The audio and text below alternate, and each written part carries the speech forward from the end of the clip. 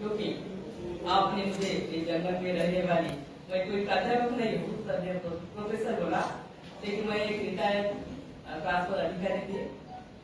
तो ऐसे गांव में रहती हूँ मैं, ना मैं डॉक्टरेट हूँ, ना आपके जैसी किताबें पढ़ने वाली हूँ। फिर भी मेरे समाज में जो भी रामायण के बारे में और रावण के बारे में जो बात है वो आपके सामने मैं रखूंगी।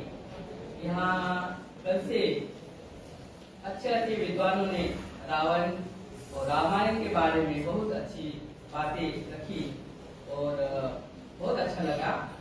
अभी जो मेरे पास में बैठे मेरे दोनों भाई ये भी मेरे सहकारी है, लेकिन मैं जो बात रखूंगी उसके पहले मैं आपकी क्षमा चाहूंगी, क्योंकि अभी तक जो भी बातें रखे हैं रामायण के बारे में, रावण जी के बारे में, राम जी के बारे में रखी है, लेकिन मैं जिस समाज से हूँ, कौन समाज से, गोंडी संस्कृति, उसमें राम जी का स्थान क्या है और रावण का स्थान क्या है। सही में देखा जाए तो हमारे आदिम जो संस्कृति है, सभ्यता है, उसमें राम के बारे में ज्यादा बातें नहीं करते हैं, उसमें रावण की बातें करते हैं, क्योंकि वो अपना रावण को पुरखा मानते हैं, अपना एक बड़ा महाप्रतापी पंडित, एक बुद्धिमान राजा, जिनकी लंका विश्व में किसी के पास में सोने का गांव नहीं था, सोने की सुवर्ण लंका रावण के पास था। एक धनपति कुबेर था, एक बुद्धिमान, विज्ञानवादी, मानवतावादी। ऐसा उसमें हमारे गोंडी सभ्यता में उनके बारे में जो भी कथाएं, कहानियां हैं, उसमें सुनने के लिए मिलता है।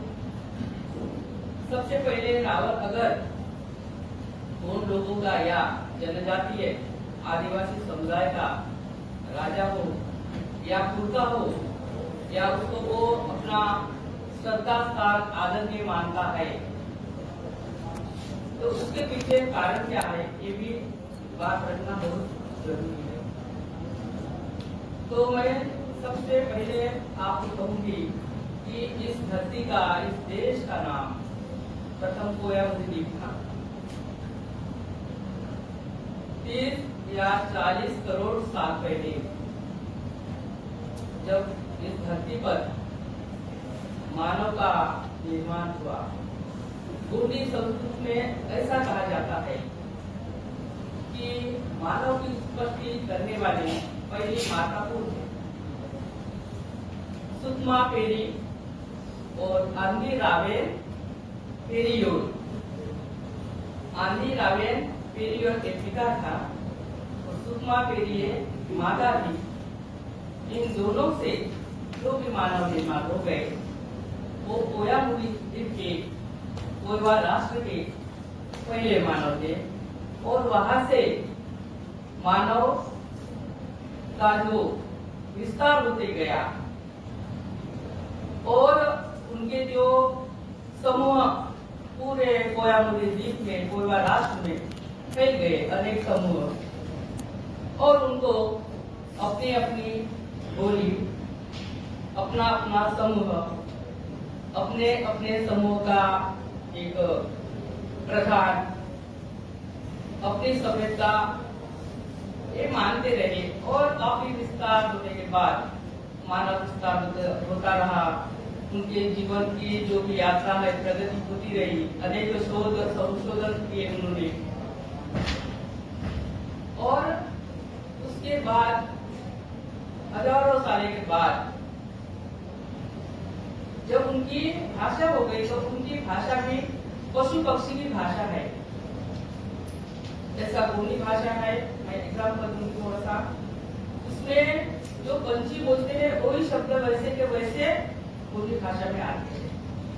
जैसा एक पंछी, मैं जहाँ जंगल में रहती तो सुबह बोलता है पिरवान तो पिरवान तो पिरवान तो, यानी वो बोलता पानी आ रहा, पानी आ रहा, पानी आ रहा।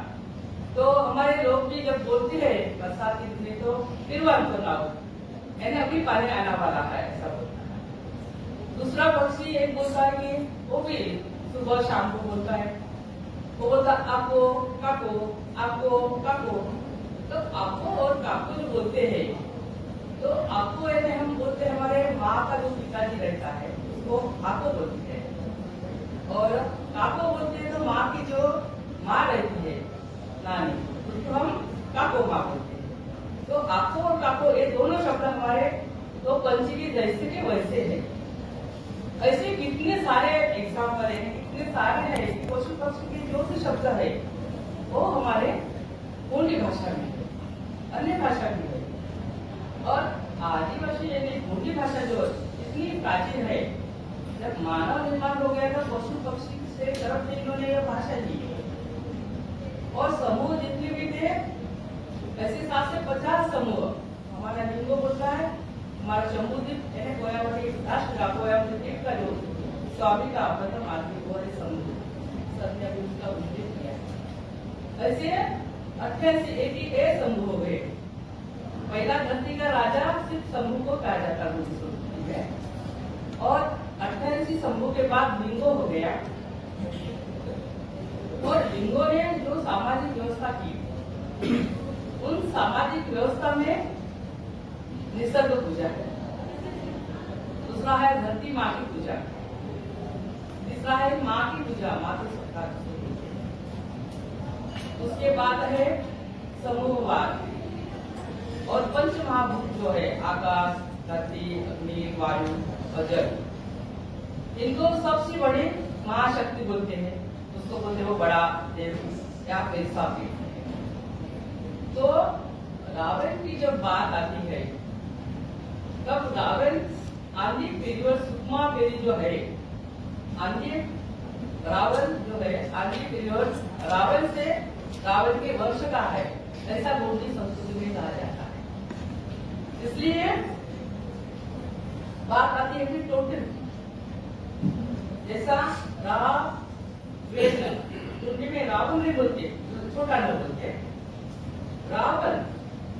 तो रा का मतलब क्या है और व का मतलब क्या है और न का मतलब क्या है। गोंडी भाषा में रावण नहीं कहते, रावे।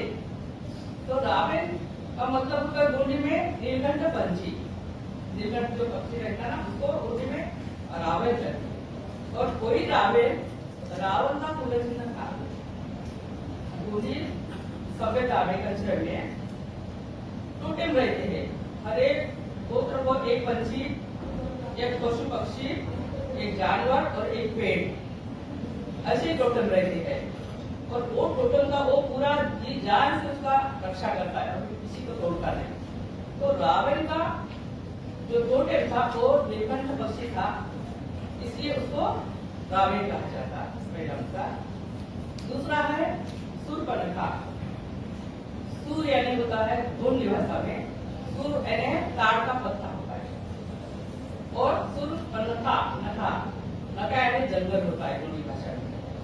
यानी सूर्पनखा का जो नाम था, टोटेम था, वो गोंडी भाषा में उसका मीनिंग होता है सुंदर ताड़ का पत्ता, ये होता सूर्पनखा का नाम। अभी तो इसका मतलब कि रावण का वृक्ष का टोटम था ताड़ वृक्ष, सात वृक्ष। और तीसरा मीनिंग आता है कि रावण कुछ विद्वानों का कहना है, जैसे वेंकटेश छात्रा, ये कहते बड़े डॉक्टर मोतीराम सिंगारी, इनका कहना है, और मारुति उइके, इनका भी कहना है कि रावण का अगर कुलचिन्ह गोंडी गोत्र से जुड़ता है, 7 से 50 जो गोत्र है, 7 से 50 गोत्र में 2250 एक ही समय में रक्षा करते हैं अनेक धर्म के लोग, धर्मवस्था के लोग। तो रावण का भी संबंध है, क्योंकि नाम में है उनके उनके गोत्र से भी वो जुड़ता है। और जो जंगल की बात आता है तो रावण का दंडकारण्य और बहुत बड़ा उसका जो भूभाग था उसका वो स्वामी था और वो पशु पक्षी का रक्षा करता था, वन का रक्षा करता था, वृक्ष की रक्षा करता था, वो न्यायप्रिय था, उसको कई भाषाएं आती थी, वो विद्वान था। इतना ही नहीं तो रावण, रावण, दोगला रावण वगैरह है, तो ये रावण वंश के थे। और आज भी आदिवासी समुदाय में ये नाम रखे जाते हैं, बच्चों लोगों के अपने पुत्रों के नाम रखे जाते हैं। उसके बाद जो रावण के बारे में सेतु, माधव, पगड़ी और खादर मिरास कहते हैं कि सर्वशक्तिमान जो अभी संकट आने वाला है उसका इशारा देने वाला जो है वो है रावण। रावण को उन्होंने कहा कि वो देव यानी सर्वशक्तिमान है और कहते हैं कि सूर्य माले की 9 ग्रहांची माला धारण करने वाला जो है वो है रावण। इस तरह के रावण के बारे में गोंडी सभ्यता में अच्छी बातें कही जाती है। यहाँ पर राम जी के बारे में कुछ नहीं करते हो, यानी ज्यादा उल्लेख नहीं करते या बुरा भी नहीं मानते उनको। लेकिन रावण की जब पूजा करते हैं तो दसरा जब आता है तब रावण की पूजा 10 दिन करते हैं। उसमें गढ़खंडेरा एक प्रतीक लगाते हैं। दूसरा है गढ़ पूजा, रावण को गणपति भी करते हैं। रावण की पूजा और मेघनाथ की पूजा। कल यहाँ के हमारे कांगड़ी सर ने जो यहाँ दिखा था एक पिक्चर, उसमें खंडेरा का चित्र दिखाया था। वो लकड़ी का प्रतीक रखते हैं और उस प्रतीक का रावण और मेघनाथ का प्रतीक समझकर पूजा करते हैं। उसमें ऐसा कहा जाता कि मेघनाथ और रावण इतने शक्तिमान थे और वो किसी के सामने कभी भी हार नहीं मानते। एक बार जब उनको पता चला कुंभकर्ण बहुत शक्तिमान है, सॉरी मेघनाथ बहुत शक्तिशाली है, ऐसा मालूम हो गया। वो कभी भी अपने पास शस्त्र रखता है। जब वो पूजा के लिए जाता है तभी वो शस्त्र खाली रखता है। तो एक दिन सुबह, और उस काल में ऐसा एक नियम था लड़ाई का, जब सुबह डंका बजता था तब मालूम होता था कि अभी युद्ध होने वाला है।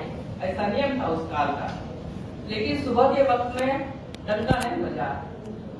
मेघनाथ अपनी जो गली कंकाली जो दाई है, शक्तिमान जो मातृ शक्ति है, उनके पूजा के लिए शस्त्र रखकर गया और दोनों हाथ जोड़कर वो प्रार्थना करता था। उसी वक्त लक्ष्मण जी ने उनका सर काटा और दोनों हाथ काटे और उसका अंत हो गया। लेकिन मरते वक्त उसने अपने खून से जमीन पर लिखा कि मेरा लक्ष्मण जी ने खून कर दिया, मुझे मार दिया। तब रावण को मालूम हो गया, अरे ऐसा मेरे बेटे को मार दिया गया है। इसलिए जो प्रतीक है गढ़ पूजा जो रखते हैं आज भी, आदिवासी लोगों में गढ़ पूजा जो रखते हैं खंडे करके, खंडे राव तो लकड़ी का ऐसा लकड़ी गाड़ते हैं, आड़ा भी उसको लकड़ी गाड़ते हैं, ऐसा लकड़ी रहता है लेकिन उसको सर नहीं रहता, क्योंकि उनका कहना है कि सर काट दिया था। और दोनों तरफ जो हाथ रहते हैं वो हाथ ही नहीं दिखाती, यहाँ तक दिखाती थी ऐसा प्रतीक। और उसमें घरे लगा के वो घुमाते थे। तो तब गीत गाते थे, वो गीत में भी बोलते हैं कि इतना बड़ा वीर पुरुष था, किसी के ऊपर अत्याचार नहीं करता था, वो न्यायी था, लेकिन उसको प्रार्थना करते वक्त मार दिया। तो इसलिए वो रोते भी है। मध्य प्रदेश में भी ऐसे कुछ गांव है कि उनकी याद में वो 5 दिन उपवास करते, उनके नाम से वो रोते हैं। और याद करते नाचते हैं, रेला नाचते हैं, ढोल बजाते हैं और शोक संगीत मनाते हैं आज। और जो खंडेराव की जो पूजा होती है वो प्रकृति का भी पूजा होती है। तो इसलिए रावण और मेघनाद ये दोनों की गोंडी संस्कृति में बड़े एक आस्था रखकर पूजा करते हैं, अपना पूर्णा मानते हैं। और जो कुछ महिलाएं हैं जब गीत गाते हैं, कल काकड़े सर ने उल्लेख किया है कातकरी समाज के, उर्दू समाज कातकरी समाज के, इसमें जब भाग होता है शिमला के वक्त तो महिलाएं गीत गाती है। वो गीत में वो कहती है कि रावण कितना सुंदर था, वो सीता माई जो है, सीता माई को वो ले नहीं गए, वो खुद ही चली गई, ऐसा वो गीत में बोलता है लोकगीत में। तो लोकगीत इस तरह का है उर्दू में, लंका रावणा जुगी चार माँ डोए मजोए, लंका रावणा जुगी चार माँ डोए मजोए, लंका रावणा जुगी चार माँ डोए मजोए, टाउन ओले न जोए, टाउन ओले मजोए, सास टूवी डोए मजोए, टीका टेंगा डोए मजोए। उसका मतलब होता है चाजमा डोए मजोए। रावण जब धरती पर चलता है तब धरती हिलती है, इतना वो चलता दमदार। रावण के मुकुट में जो भी हीरे मानिक है वो चमकते हैं। रावण के हाथ में जो छड़ी है उसमें हीरे मोती लगे हैं, वो चमकती है। और वो लेकर जब जाता है, उसने जब आया था वो झोली लेकर साधु बनकर, तो उसमें झोली और उसका जो चेहरा था वो तेजस्वी इतना सुंदर था कि वो देखकर सीताबाई खुद ही चली गई। ऐसा वो लोकगीत में कहा गया है, मैं नहीं कहती उसने लोकगीत में कहा है, तो आप बोले कि आप भी बोलते हो। ऐसा लोकगीत गा के महिलाएं नाचती है। उसमें मुझे ये बात करना कि उसमें सीताबाई खुद चली गई ऐसा बोलते हैं। तो एक प्रश्न चिन्ह है कि उसको भी अधिकार था, कदाचित हो सकता है या नहीं भी होगा। दूसरा एक लोक कथा है छोटी सी, उसमें जब सीता माई की जब परीक्षा लेते हैं, अपनी परीक्षा ऐसा अपन बताते हैं, तो उसमें हमारी एक आदि थी, वो बोलती थी कथा बताते वक्त, ऐसा नहीं हुआ बोले, सीता भी सुनती नहीं थी बोले। जब उसकी जलाने की अपनी परीक्षा लेने का समय आया तो बोले बहुत सारा कचरा था, उसने उठाया और राम के आंख पर फेंक दिया। ऐसा कुछ मुझे जला था। तो आदि का कहना है कि वो कथा है, लेकिन मेरे मन में प्रश्न उठा है, सही में ऐसा किया होगा, करना भी चाहिए, कदाचित किया भी होगा, उसको गुस्सा आया होगा, तो हो सकता है ना, हो सकता है सभी। तो लोक कथा में ऐसी भी कुछ बातें हैं कि वो खुद चली गई है। दूसरा भी एक लोकगीत ऐसा है कि वो जबरदस्ती से उसने कुछ भी नहीं किया, क्योंकि वो महाप्रभु पूजक था, न्याय प्रिय राजा था, तत्वनिष्ठ को मानने वाला था। और गोया संस्कृति, गोंडी संस्कृति में माँ को, स्त्री को सम्मान देते हैं। आज भी आप देखेंगे मैं रहती उस एरिया में, पूरे भावरा की तरफ आप कभी जाओ, उस एरिया में अभी भी आदिवासी और समुदाय में, क्या आदिवासी समुदाय, कभी भी महिला के ऊपर बलात्कार नहीं होता। आप जाकर देखो, वहाँ बाबा आरती रहते के, कभी भी महिला के ऊपर कभी बलात्कार एक भी केस में अभी तक नहीं। इतना ही नहीं तो महिला को विधवा जो मानते हैं, वो विधवा तो नहीं है, उसके टीका गले का ये कभी नहीं निकालते। और आदमी के नाम से जो श्रृंगार है वो भी नहीं है हमारे।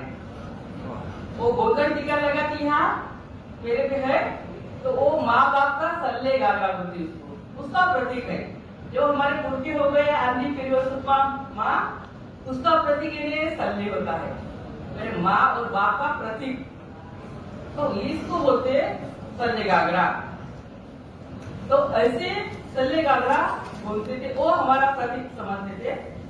और विधवापन नहीं होता था, कभी जलाते नहीं थे।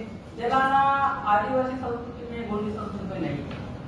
अभी रावण जी को जलाते, इसके बारे में आप वही सोचो, मैं कुछ नहीं बोलूंगी इसके बारे में, लेकिन नई पीढ़ी जो है, हमारे रामायण में अच्छी बातें हैं, अच्छा उपदेश है, अच्छे विचार भी है, लेकिन उसके साथ ये रावण जलाना ये बात आज के वर्तमान में पूरी बात करके अच्छा नहीं लगता, क्योंकि कोई उसको राजा करके पूछते हैं। मेरे घर में भी रावण का हम पूजा करते हैं, जब जलाते तो हमको भी बहुत दुख होता है कि इतना बड़ा राजा, अभी वो हो गया होगा, लेकिन जलाते तो उसका कारण भी क्या है, इसको भी सोचना चाहिए। और रावण ने सीता को उठाया, ऐसा आप लोग सभी जन बोलते हैं, तो उसका क्या कारण होगा, उसके पीछे का कारण आप लोग स्पष्ट क्यों नहीं करते? करना चाहिए। हम पढ़ाई करने वाले, अध्ययन करने वाले, रिसर्च करने वाले हैं, तो उसके ऊपर में प्रश्न होना चाहिए ना। अपन सब बात अच्छे बोलते, लेकिन उसमें क्या कारण है? उठा के ले गया, लेकिन उसके बहन का नाक और कान काट दिया, सर काट दिया, उसके बारे में तो नहीं बोलते। आपका रामायण आपकी कथाएं बोलते, मैं नहीं करती।